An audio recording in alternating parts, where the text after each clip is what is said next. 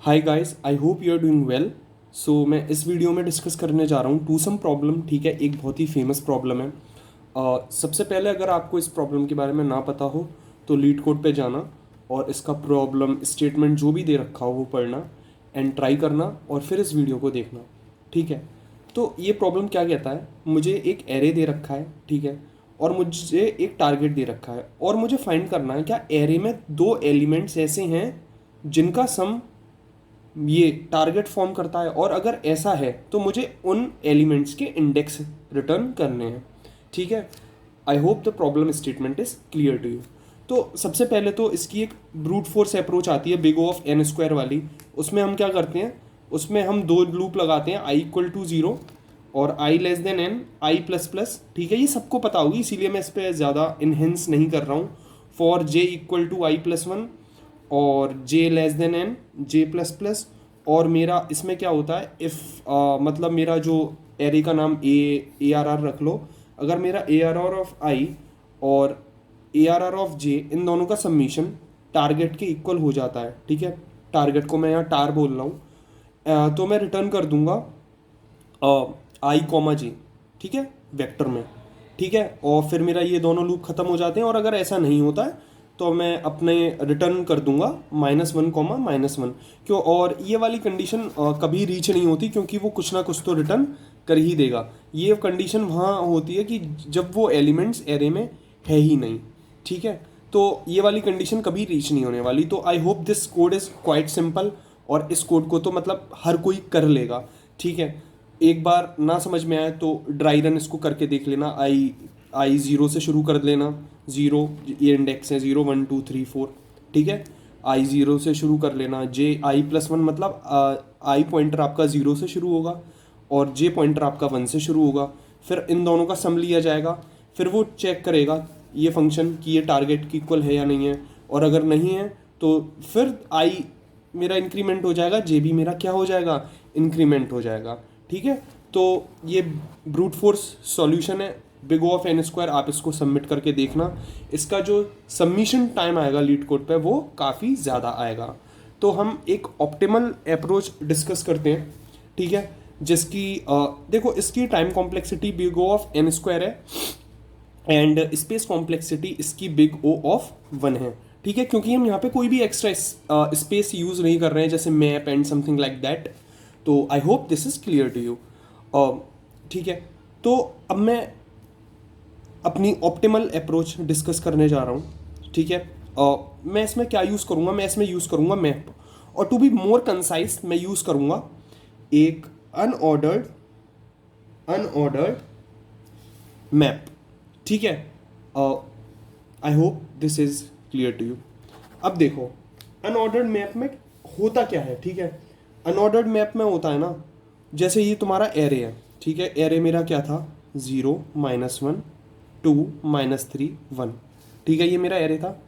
Unordered map में duplicate elements भी store हो जाते हैं, मतलब मेरे जैसा एरे है वैसे ही वो स्टोर हो जाएगा अनऑर्डर्ड मैप में, की वैल्यू की वैल्यू की फॉर्म में।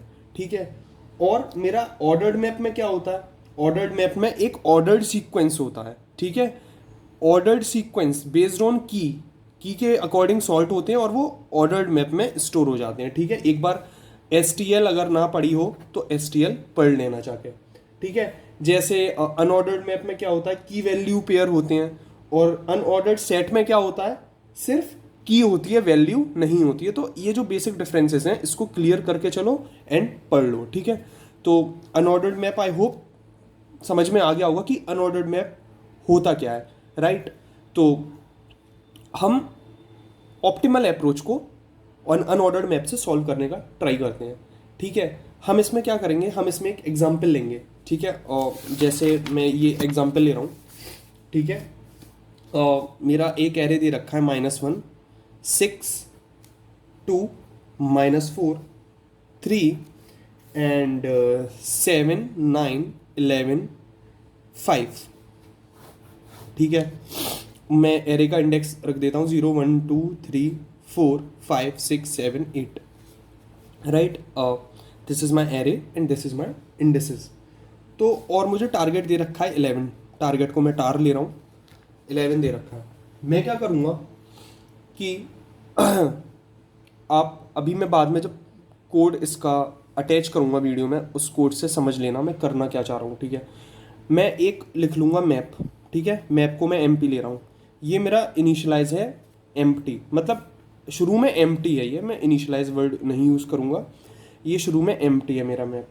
अब मैं क्या करूँगा, मैं अपना लूप चलाऊँगा for I equal to 0, I less than N और आई प्लस प्लस, ठीक है। यहाँ से मैं लूप चलाऊँगा। उसके बाद मैं क्या करूँगा कि अगर if M P dot find, मैं मैप में ढूंढूंगा, क्या ढूंढूंगा, target minus nums of I. अगर मेरा target minus nums of I वो एम पी डॉट एंड के बराबर नहीं है, अगर बराबर नहीं है, अभी आपको ये कोड समझ में नहीं आ रहा होगा, लेकिन अभी जब मैं ड्राई रन करके दिखाऊंगा तब आपके समझ में आएगा। तो रिटर्न कर दूंगा मैं m P of target, target minus nums of i और कॉमा आई, ठीक है।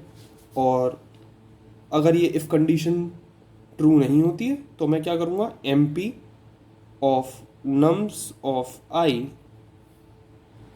माइनस वो सॉरी इक्वल टू आई, ठीक है। M P of nums of i मैं आई असाइन कर दूंगा और बाद में मैं रिटर्न करा दूंगा एक एम्प्टी वेक्टर, अगर मेरा ये इतना कोड मतलब नहीं चलता है तो। I hope this is clear to you.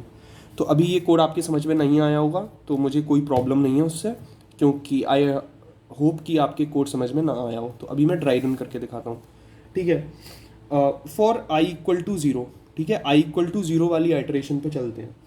तो मैं एम पी डॉट फाइंड क्या कर रहा है, ठीक है, एक बार इस वेक्टर को लिख लो, ठीक है, लिख लो -1 6 2 -4 3 7 9 11 5, ठीक है। ये मेरा वेक्टर हो गया, सॉरी हाँ एरे हो गया जो मेरा क्वेश्चन में गिवन था 6 7 8, ठीक है। अब मैं क्या करूँगा, आई इक्वल टू 0 से चालू करूँगा और मेरा मैप है जो अभी एम्प्टी है, ठीक है, मैप में कुछ नहीं है। आई इक्वल टू 0 से इनिशियलाइज करूँगा मैं अपना लूप। तो मेरा आई इक्वल टू 0 पे है, ठीक है, यहाँ पे है मेरा। मैं क्या करूँगा, M P dot find target, target मेरा कितना था 11, 11 मैं फाइंड में क्या ढूंढूंगा, फाइंड वाले फंक्शन में 11 minus nums of I, nums of i में क्या था -1, तो वो target minus nums of i क्या हो जाएगा, -1 था तो वो +1 हो जाएगा, 11 + 1 इक्वल टू 12। क्या मेरा 12, अब ध्यान से सुनना, मैं ये बोल रहा हूँ फाइंड फंक्शन हो गया, क्या मेरा 12 मैप के अंदर है, M P dot end map में है, नहीं है ना। तो मैं क्या करूँगा, व्हाट आई विल डू, मैं रिटर्न कर दूंगा, ठीक है। ये वाली कंडीशन तो फॉल्स हो गई। देखो मैंने क्या कहा, मैंने एम पी डॉट फाइंड किया टारगेट माइनस नम्स ऑफ आई, इसमें मैंने क्या किया कि 11 + 1 12, क्या मेरा 12 मैप के अंदर एग्जिस्ट करता है, नहीं करता है ना। तो ये वाली इफ कंडीशन तो ट्रू हुई नहीं, मेरी ये वाली कंडीशन पे मैं पहुंचूंगा। ये वाली कंडीशन क्या कह रही है, M P of nums of I, nums of i में क्या मेरा स्टोर था, नम्स ऑफ आई में स्टोर था मेरा -1, ठीक है। नम्स ऑफ आई क्या था, नम्स ऑफ आई मतलब नम्स ऑफ 0, नम्स ऑफ 0 में क्या स्टोर है -1, तो मैं क्या स्टोर कर दूंगा, एम पी ऑफ -1 मैं मेरे इक्वल हो जाएगा 0 के, ठीक है। M P of nums of i equal to i 0 था और नम्स ऑफ 0 क्या है -1, तो एम पी ऑफ -1 क्या आ गया 0, ठीक है। अभी भी समझ में नहीं आया, कोई बात नहीं, एक आइट्रेशन और लेंगे क्योंकि अभी ये 8 आइट्रेशन तक चलेगा, तो किसी ना किसी आइट्रेशन पे तो आपको ये क्लियर होगा।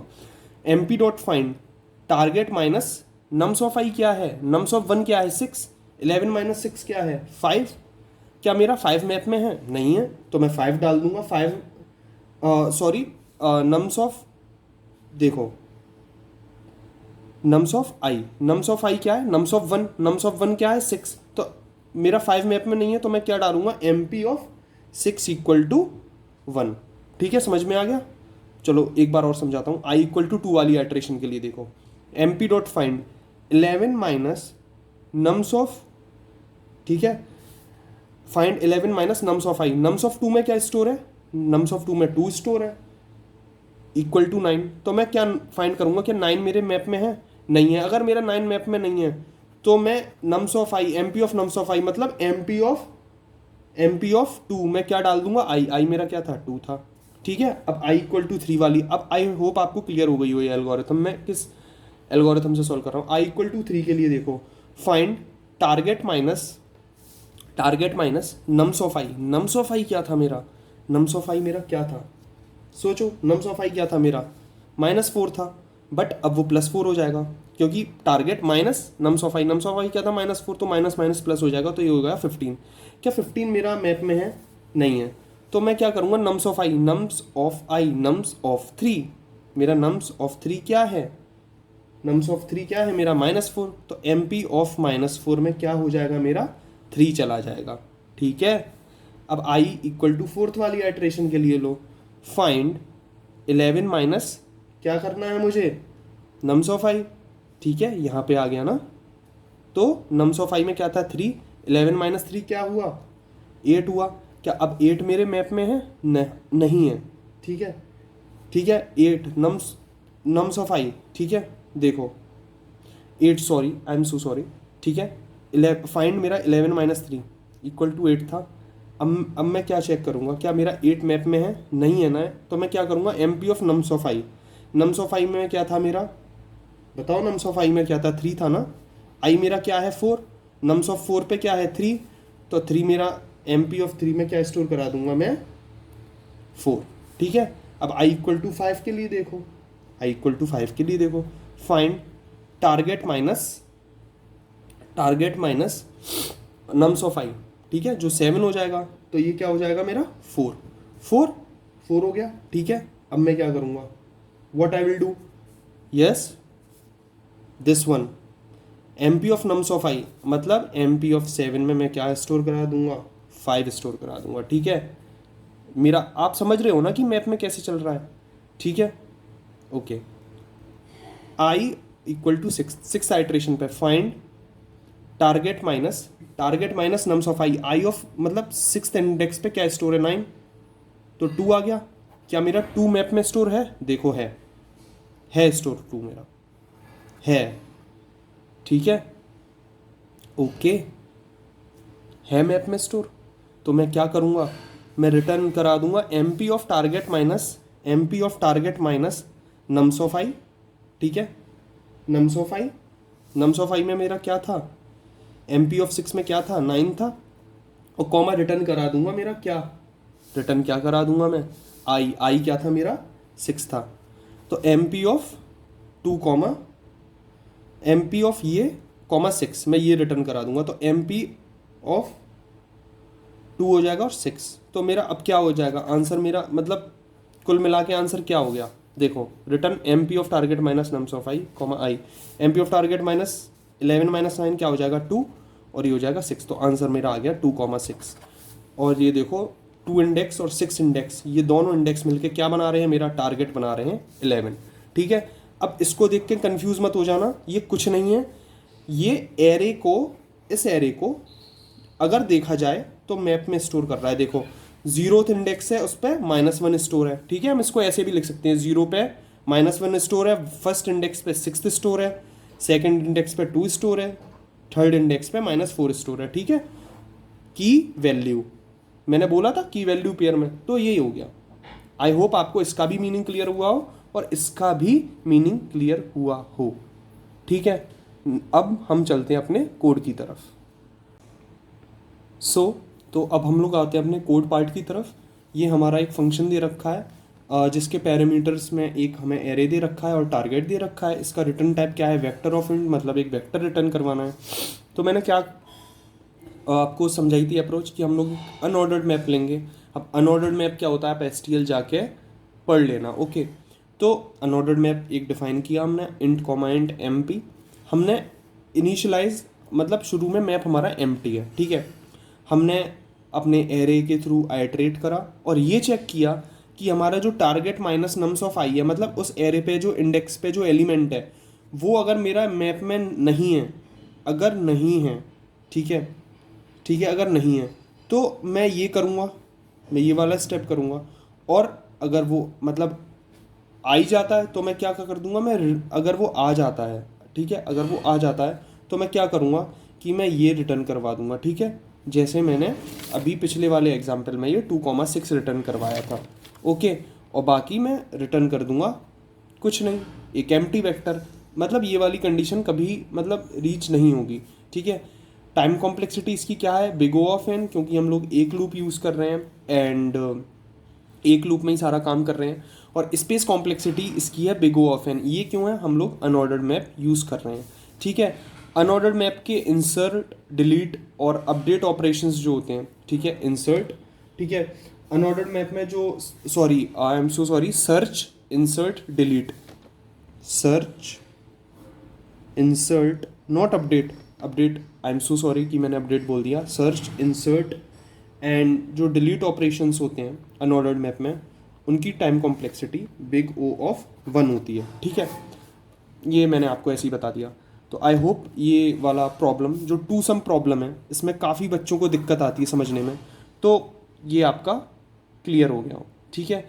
एक O big O of n log n वाली अप्रोच और है, ठीक है, उसको आप बताना, ठीक है। उसमें हम क्या करते हैं, कुछ नहीं करते हैं कि जैसे मुझे एक एरे दे रखा है 2, 7, 11, 15, ठीक है, ये मुझे एरे दे रखा है, तो मैं एक पॉइंटर यहाँ प्लेस करता हूँ, एक पॉइंटर यहाँ प्लेस करता हूँ, और इन दोनों का सम क्या आ रहा है, जैसे 2 + 15 17। अब 17 मेरा क्या है, मेरा टारगेट से मुझे सपोज दे रखा है 11, ठीक है। तो 17 11 से कम है, वो सॉरी 17 11 से ज़्यादा है, तो मैं ये मेरा एंड वाला पॉइंटर है इसको पीछे ले आऊँगा, ठीक है। क्योंकि मैं इसको पीछे क्यों लाऊंगा, क्योंकि अगर मैं स्टार्ट को आगे ले जाता हूँ तो मेरा ये फैक्टर तो बढ़ेगा ही ना, इस वजह से मैं एंड को पीछे ले आता हूँ, ठीक है। तो 2 + 11 कितना हो गया, 13, ये फिर ज़्यादा है 11 से, तो मैं एंड को फिर माइनस माइनस कर दूंगा। और अगर बाई चांस ये जो मेरी डिजिट है ये इससे छोटी होती है तो मैं स्टार्ट को प्लस प्लस कर देता हूँ। और उसमें क्या करता है, मतलब करते हैं हम लोग कि हम लोग कुछ नहीं करते हैं। सबसे पहले जो मुझे एरे दे रखा होता है मुझे, एंड हम उस एरे को हम लोग क्या करते हैं कि हम उसका पेयर बना लेते हैं। जैसे ये वाला एरे मुझे दे रखा है, ये वाला, तो हम इसका पेयर बना लेंगे, -1, 0, 6, 1, 2, 2। फिर हम क्या करेंगे, इस पेयर का भी वेक्टर बना लेंगे। मतलब जो मेरे पेयर बने ये इंडिविजुअल, इसको हम वेक्टर में स्टोर करा देंगे, उस वेक्टर को सॉर्ट कर देंगे। सॉर्ट करने के बाद ये वाली एल्गोरिथम लगा देंगे। तो आप ये एक बार एन लॉग एन वाली भी अप्रोच ट्राई करके देखना, ठीक है। तो big O of N square, big O of n और big O of n log n, ठीक है।